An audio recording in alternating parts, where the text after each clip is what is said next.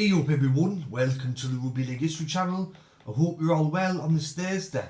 Tonight's video is going to be about the NRL Expansion Teams. So the other day, Peter V'landys's come out and said there's going to be a 17th team and it's going to be in Brisbane. So he pretty much just broke the story then and there that the next team that's going to be expanded into the National Rugby League is going to be a second team in Brisbane. But I'm going to go through some of the candidates and then I'm going to go through some of the other clubs that are vying for possibly the 18th place in the National Rugby League competition.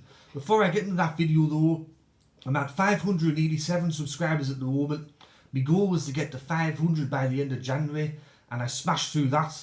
Now I'm looking to get to 600 by the end of January. So thanks to everyone that's recently subscribed to my channel and thanks to everyone that supported me from the very beginning. It's very much appreciated. I love all my subscribers.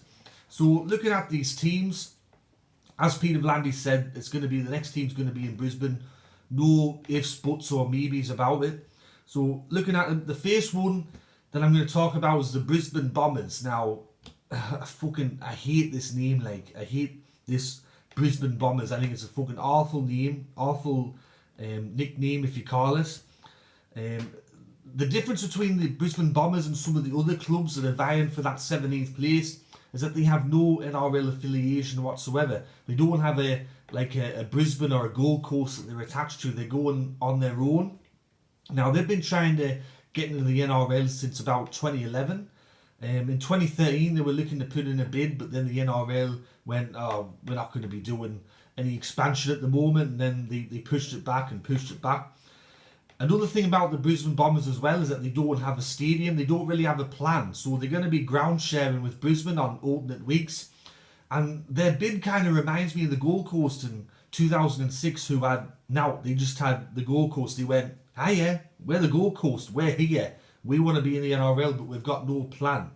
So with the Brisbane Bombers, I mean, I hate seeing that fucking nickname. I think it's awful, but if they're going to get into the NRL, they're going to have to change that Bomber nickname or logo, because I tell you what, Essendon's going to sue the pants off them, because when I think of the Bombers, or when most people in Australia and abroad think of the Bombers, when it comes to an Australian sporting team, everyone thinks of Essendon, and Essendon are not going to be happy that there's going to be another club with the Bombers name.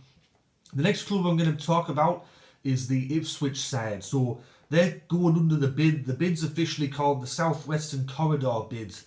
Ipswich have been in the Queensland Cup for many years now. They were founded in 1982. They won a premiership in 2015 and they've also made a couple of other grand finals. They currently play at a 5,500 seater stadium.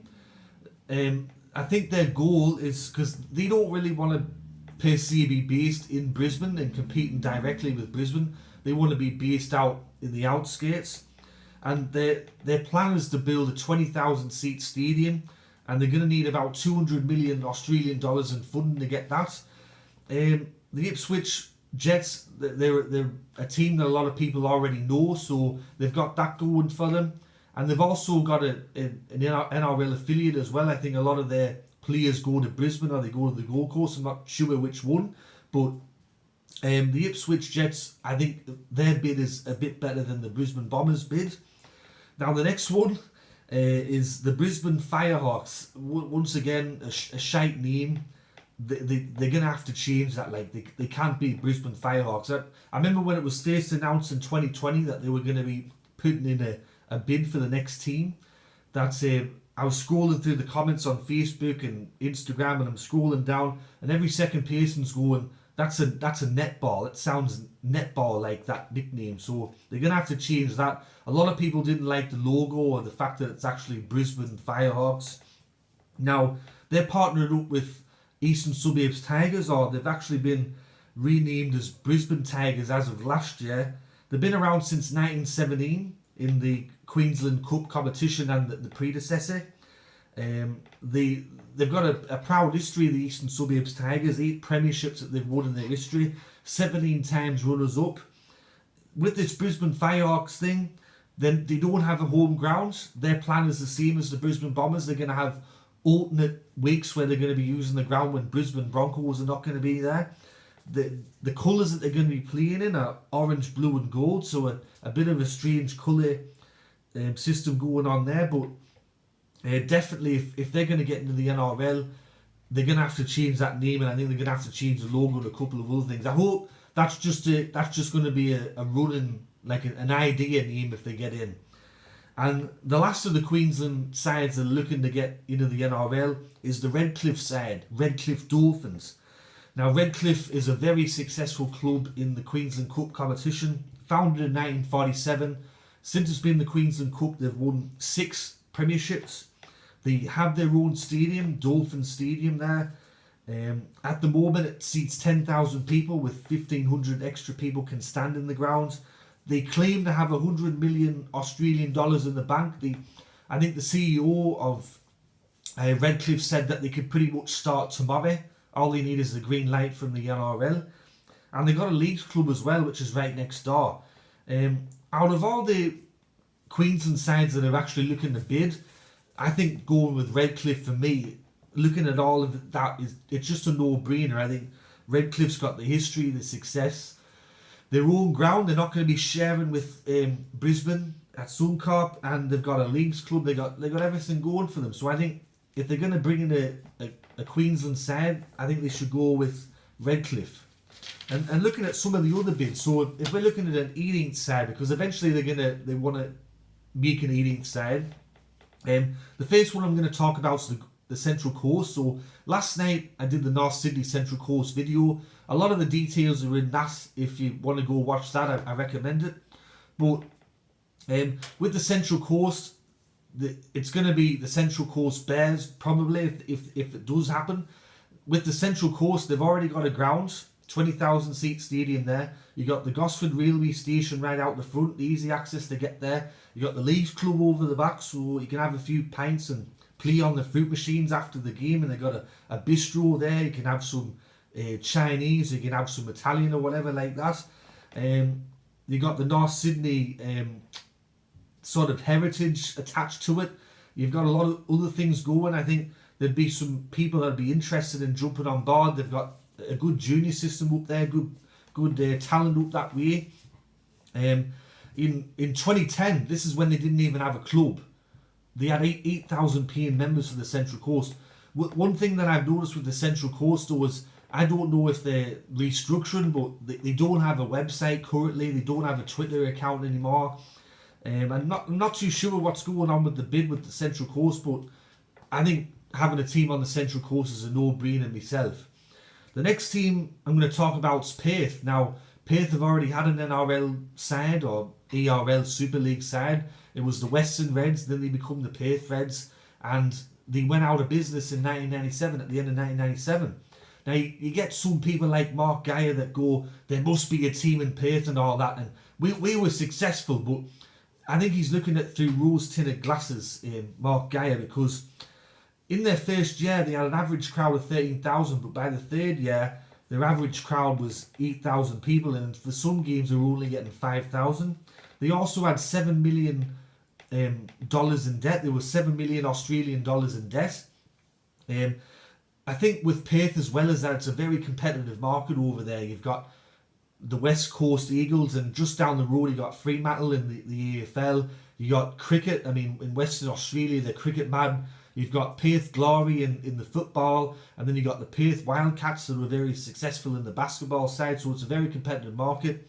And also you had the Western Force over there, the rugby union side. They went out of business and now they've been resurrected, but I don't think that they're in the Super Rugby competition anymore. So I think one thing about Perth that they'd have going for them is the television deal, because I think people that are in that game, they'd go, okay, Perth is 3 hours behind Sydney and Queensland and all people on the East Coast. So if people want to stay up at 11 o'clock at night and watch a rugby league match, then, I mean, you could kick off a game in Perth at 8 o'clock and people over in Sydney at midnight could be watching rugby league. So I think that would be advantageous for a Perth bid, but I'm not really sold on Perth. They might get a team, I'm not too sure. I mean, they've got a big new stadium there, but I think at the moment the NRL is looking at different corridors. The next team that could potentially get in is the Adelaide side. So they've already had an NRL side as well. They went out of business at the end of 1998.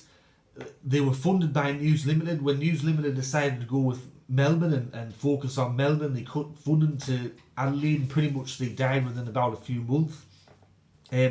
Once again, their crowd started off great in their first year. They had some big crowds, but by 1998 they averaged 7,000 people a game, and their last ever home game averaged 7,000 people a game.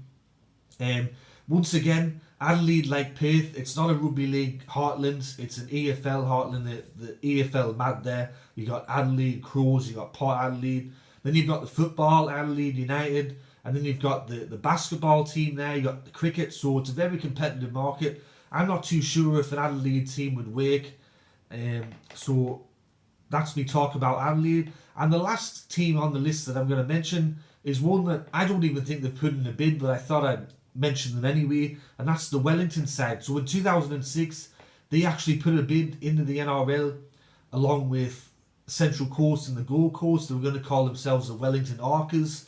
That bid didn't work. I haven't really heard much since from Wellington. I think one thing that would be good if you're a fan of that type of thing, New Zealand Rugby League, would be that you'd have a second team in New Zealand. You'd have an instant rivalry with the New Zealand side up there in Auckland. Of course, New Zealand would probably have to change their name back to Auckland or change it to something else, because you can't have a New Zealand Warriors when you've got another team in New Zealand. I guess that they'd probably play at the Westpac Stadium that holds about 30,000 people. I know that Canterbury's played some home matches there in the past, but one thing about Wellington why I don't think it would work is that a lot of people might not know, but the New Zealand Warriors, when they were Auckland, by the end of 2000 they were insolvent, they were bankrupt, they were wound up, and if it wasn't for that, I think he was a multi-millionaire or billionaire, if he didn't come in and rescue the club and rebrand them, then they would have died then and there. So I'm not too sure if there's going to be enough maybe playing talent or enough money, or there's going to be enough interest, because Wellington's a big rugby union place as well. You'd be competing with the Wellington Hurricanes in the Super Rugby, so I'm not too sure if the Wellington side would work, but I thought I'd just mention it anyway, because maybe some people out there wouldn't remember that actually Wellington bid to have an NRL side. So anyway, that's me talk tonight about the NRL expansion teams. I hope you enjoyed it. If you did, make sure that you give the video a like, and if you have not already subscribed to the channel, please consider doing so. I'm looking to get to 600 by the end of January. So anyway, this is Rugby League History signing off, and I'll catch us all later in the next video. Alright, tatty bye now.